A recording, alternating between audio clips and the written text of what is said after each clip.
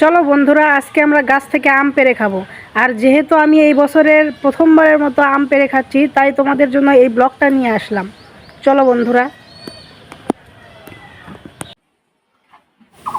এই দেখো বন্ধুরা, আমি গাছে চলে এসেছি একটা নগা নিয়ে। যেহেতু আমি পাই না, মানে অনেক লম্বা গাছ, তাই আমি নগা নিয়ে এসেছি যাতে আমগুলো সহজেই পারতে পারি। দেখো বন্ধুরা, অলরেডি আমাদের আমও পাড়া হয়ে গেল।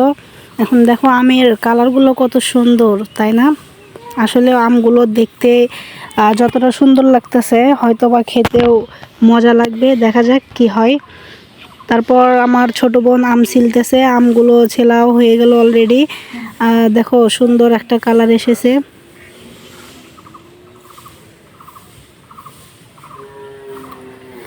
আমগুলো সুন্দর করে ছিলে ফেলে দিয়ে তারপরে খাবো আমরা।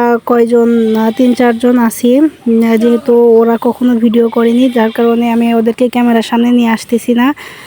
দেখো আমার ছোট বোন অনেক সুন্দর করে আমগুলো কেটে ফেলতেছে। আর সব থেকে মজার ব্যাপার হচ্ছে, দেখো বটিটা কিন্তু কত বড়, তাই না? আমের সাথে সাথে এই বটিতে আমাকেও কেটে ফেলানো যাবে। যাই হোক, মজা করলাম আর কি। দেখো এই তো ইতিমধ্যে আমাদের আম কাটাগুলো শেষ হয়ে গেল। তারপরে ঝালা, মানে তোমাদের ওদিকে কি বলে তা জানি না, লবণ আর মরিচের মিশ্রণ করে ঝালা বানানো হয়েছে, যা দিয়ে আমরা আমগুলো খাচ্ছি। দেখো অনেক মজা কিন্তু।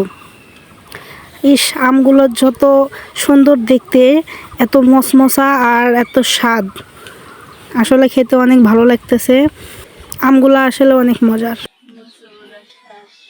ব্লগটা কেমন লাগলো অবশ্যই কমেন্টে জানিয়ে যাবে। আর এরকম সুন্দর সুন্দর ব্লগ যদি আরও পেতে চাও, তাহলে চ্যানেলটা এক্ষুনি সাবস্ক্রাইব করে দাও। ততক্ষণ তোমরা ভালো থাকো। নেক্সটে আবারও দেখা হবে ইনশাল্লাহ। ভালো থেকো, সুস্থ থেকো। আল্লাহ হাফেজ।